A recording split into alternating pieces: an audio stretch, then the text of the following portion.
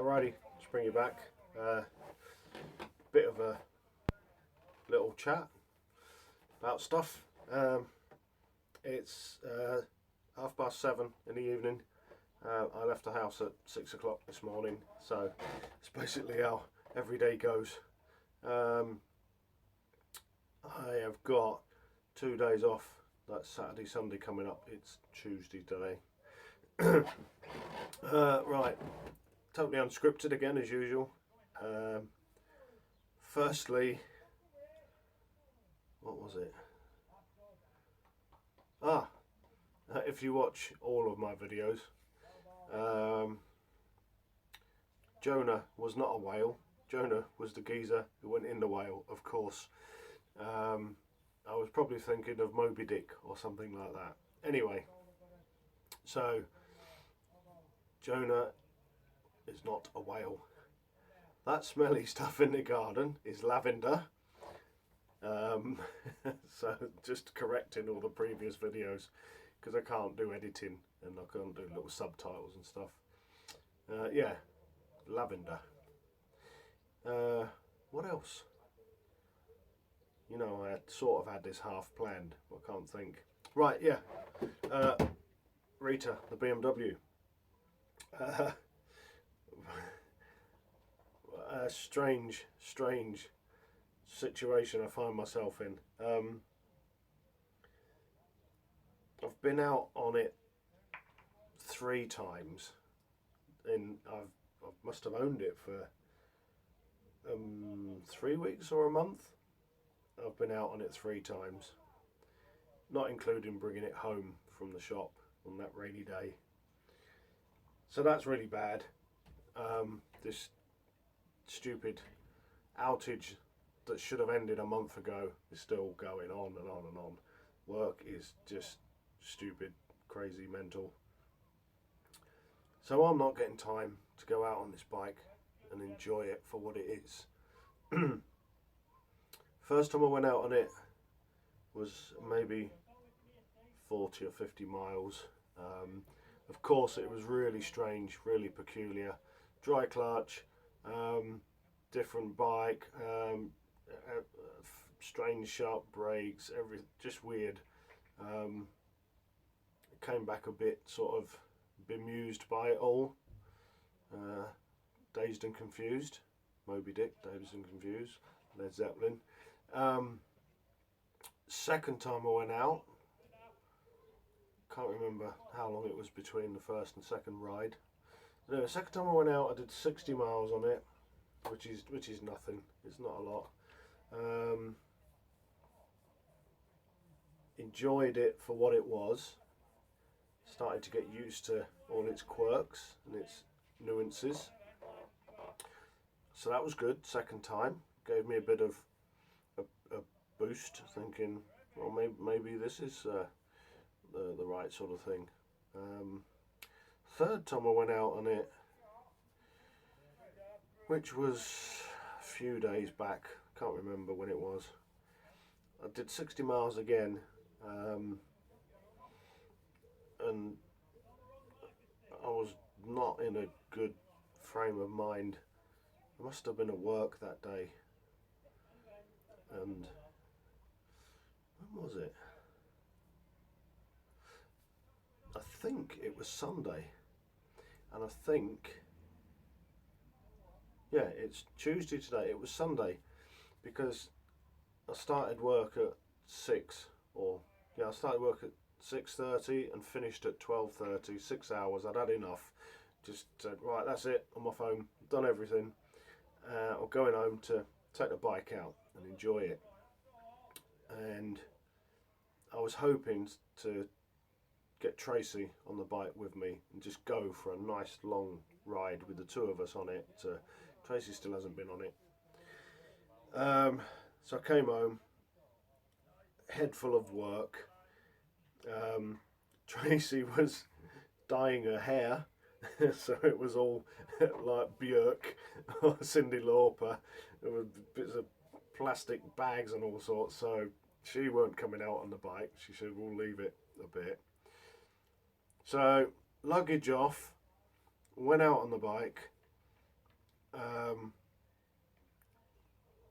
Totally not the right frame of mind. I think I was maybe thinking that it was some sort of sports bike or something, so it didn't go well. I wasn't just touring, cruising, enjoying myself. I don't know what I was doing. I did 60 miles, came back. Oh, sorry, we'll go back. I did 60 miles, came back, uh, sat on the drive, um, stalled it because I put the side stand down while I was still in gear, even as there's a massive green light on the dashboard telling me whether it's in neutral or not. But I must have been frustrated. I stalled it on the drive by putting the side stand down with it in gear. Then spent 5 minutes trying to start it with the side stand down and it in gear, but I must have been holding the clutch in because it wasn't lurching. Oh, I don't know. Anyway, I spent 5 minutes thinking I can't start the bike, there's something wrong with it, it's broken. And then must have realised and put it in neutral. Of course it fired first touch of the button, poor thing. Brought it in, decided it was just a catastrophe. Don't like the bike, can't get on with it, it's just doing my head in. So that was that. Right, so backpedaling a little bit. I think I said in a previous video that the seat is just horrendous. It's made of marble. So I couldn't find the details for the guy up in Scotland I used before to put gel pads in my XJ R1300 but I'm glad I couldn't find his details, because somehow after lots of googling I found a vehicle upholsterer about a mile from where I work. I never even knew was there. There's lots of industrial estates around where I live. This one just appeared, Retro Refit, I think it's called. Some photographs on the website. Lots of classic vintage car seats and bits and pieces. So I rang up, went down with the seats and met Lynn, who's the owner of the business, and had a fantastic, probably 45 minutes talking about these seats. We worked out exactly what I needed. We figured out where the pressure points was when I'm sat on the seat, etc, etc. I'll turn the camera around and show you what we decided. Anyway, so if you can imagine riding a quite strange alien bike in a bad frame of mind, not relaxed, you haven't got your missus with you, you wanted to put on the bike to experience what the bike should be used for, up touring, and having what would amount to, imagine going out riding a bike with a toothache, say, you would not be able to concentrate on anything else. Well, after 20 minutes or less, the toothache was in my bum because the seat's horrible. So not being able to get to know the bike for what it is, and because the seat is so horribly hard, a combination of all of that got me a bit down about the bike. So anyway, I brought it home after that. No, I brought it home, stalled it, got it started, brought it in, sat it on my little tiny patio outside the garage, went in, had a cup of tea, came back out, and I got all my gear out, and I give it a really good clean all over. I then polished it from top to bottom, put all the luggage on it, polished all the luggage, got it looking stunningly beautiful, and then grabbed a cuppa again, grabbed my little chair, and then just put my chair about 10 foot away from the bike, sat there and had a cup of tea, just looking at the bike, just thinking, it's in the eye of the beholder, it's actually a lovely looking machine, and it's exactly what I need. It's a tourer, it's got luggage, it's got a shaft drive, it's got a lovely low seat when it gets sorted. It should be everything I want from a bike. It's just a bit different. It's not what I'm used to.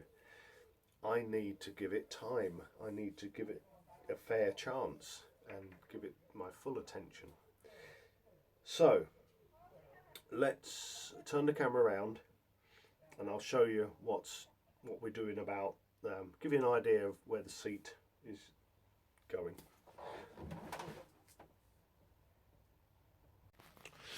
Right then, so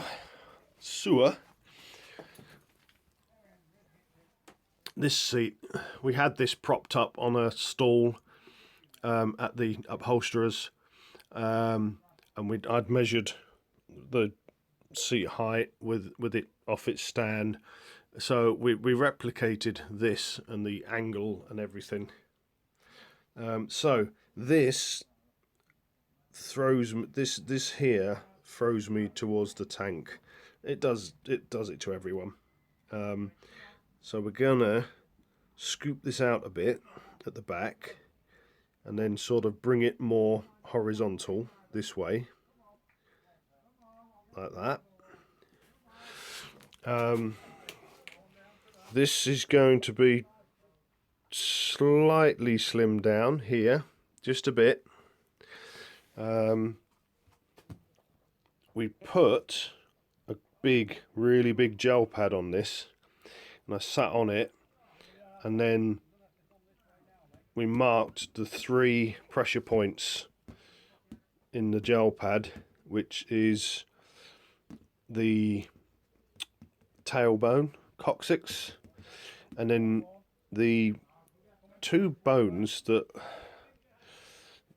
form the, is it the bottom of your hips? Anyway, I don't know much about anatomy, but there are actually 2 bones inside your buttocks that form pressure points. So that's going to be reshaped. There's a big gel pad pretty much covering all of this for a bit of softness, and then there's a layer of some other foam on top of the gel pad, and then we are going to have, I don't know how well it will show up on this camera. This is a sort of gunmetal, graphite grey, gunmetal grey. So I'm going for that because you can't see in this light, but this silver is quite blue, and this gunmetal grey is quite blue, which I'll have to take it outdoors to show you. So that's going to be covered in that with all the modifications. This, which is already extremely comfortable, is going to be covered in that to match. It's also going to have this bit around here, this seam job around the back. We're going to replicate on this one around here. I'm not having piping, I'm not having embroidery or anything like that. You know me, I don't like straying too far from stock. But Lynn did a little experiment for me. That is a grey silver thread. So that's going to be like that, and it's going to have just that little silver bit of thread in there. So that's what's happening there. Now,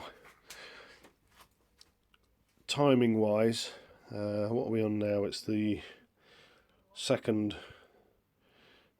of July.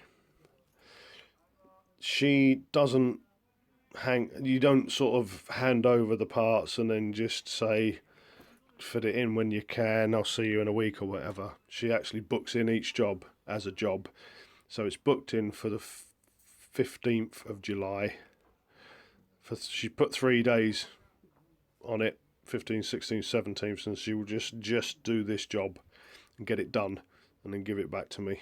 I've paid a deposit, she's ordered the stuff, which is quite good, which means I can still use the bike up until then, and then in 3 days, on those 3 days, it will get done. And the bonus thing about her being just a mile away from where I work is if, after it's all done and I ride it, if there's any more modifications need doing, it's okay, I can take it back and we can refine it as we go along. So there you go, that's that. Let's turn the camera back around. I don't think we need to see anything else. No. I've had a word with Colin at the motorbike shop. We're going to sort out the fork seals and put some heavier fork oil in after I've finished my outage shutdown stuff, and I've got time. The fork seal leaking, it's not this one, it's the other one. Let me see if I can, don't know if this torch even works. These forks are not forks. All they are is dampers. There's no springs in these because I showed you before, there's a great big monoshock down there. These just damp the rebound or whatever, they're dampers. So there's fork seals in there and oil, that's it. So we're going to change the oil, we're going to put 10 weight oil in because BMW recommend 5 to 10 weight, so I'm going with a heavier. Don't know what's in there, it's probably old and horrible, and the left hand seal is leaking. So we're going to get that sorted. Don't know why I'm showing you me putting the torch away. Anyway, so that's it. Can't think of anything else. Do a bit of promotion for Mackie Base. Yes, there was one more thing. Quite a surprising experience. After my Sunday afternoon ride of 60 miles and bringing it home, I had it on my little patio out there. So I've done 60 miles, quite a warm day. She got nice, not hot, but full working temperature. Put it on my patio on the side stand, as usual, let it cool down, and then later on I put it on the centre stand and clean it all. And then probably Monday night, hang on, Sunday, it's Tuesday, which maybe last night, I can't remember. I'll just come in, get the bike out of the garage, started it up, and there were plumes of bluish grey smoke coming out the exhaust. It was, oh no, what's gone wrong? This is oil. Obviously it's not water, not head gasket, there's no water, it's air and oil cooled. But it was, oh no, you are kidding. There was proper smoke coming out of it when I started it up. Maybe for a minute or two, and then I got it, for some strange reason, I don't know why, but I turned it off, put it on the centre stand, and then started it again. So something subliminal was going on there. But anyway, after a short while, all the smoke cleared. No more smoke. No, this wasn't Monday night. This was before I took it out for the drive on Sunday, I think. This is how screwed I am. I just can't function. 10 or 12 weeks now we've been doing this stupid work thing. 10 weeks? Anyway, I don't even know what day it is. It was Sunday before my ride. But after the previous ride, I had parked it, hot BMW. I'd parked it on the side stand. When I started it on Sunday, it blew all the smoke out. And then I went for the ride on Sunday, and it's fine and it's clear and it's been fine ever since. And I was a bit concerned about this. I thought, there's something gone seriously wrong here. Valve stem oil seals, piston rings, something's bad, something's going on. So I googled it, and thankfully it's not a problem at all. What it is, again, BMW Boxer engine. I don't know anything about them. If you take it out, you get it full temperature. When you come home and you stop the bike, don't stop the bike and put it on its side stand. Stop the bike upright. You can lean it slightly to the right hand side, and then you can put it on its side stand. Or just stop the bike, get it on its side stand, get off, and then put it straight on its centre stand. Park it on the centre stand. The reason being, when the engine stops, occasionally, if the piston stops in a certain position in the jug cylinder, and it's on its side stand and the engine is hot, the oil can seep past the piston rings and or the valve stem oil seals. I think it's probably more like it's piston. It's not valve stem oil seals, because they would give you blue smoke every time you change gear or start it up. It's the piston rings. If the piston is in a certain position and all the planets align up properly, and Mars is in conjunction with Venus and Uranus, oil can seep past the piston ring, and when you start it, it burns that oil off.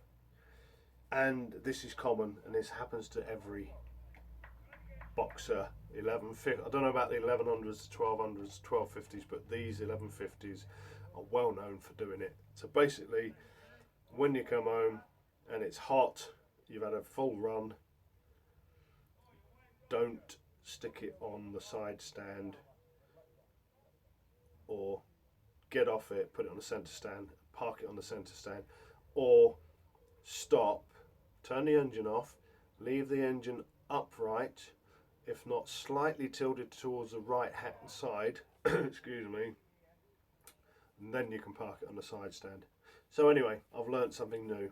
I thought it was some horrendous catastrophic failure, which on top of all the other stuff that I was disappointed about was almost going to be me taking the bike back to the shop and finding something else, just trading it in for something different, which he hasn't got, because I went in today just for a chat on my way back from the laundrette where I visit every day with all the overalls from work, because not only am I the boss, I also get to take the laundry to the laundrette.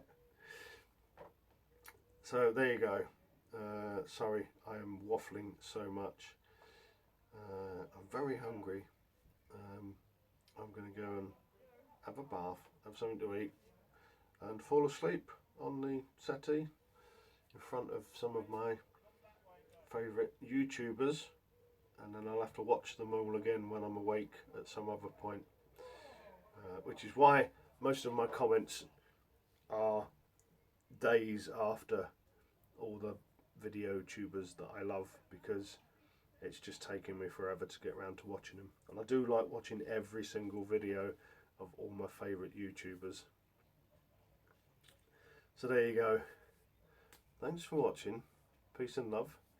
Not really sure what I've achieved with this video, and I apologise for boring you.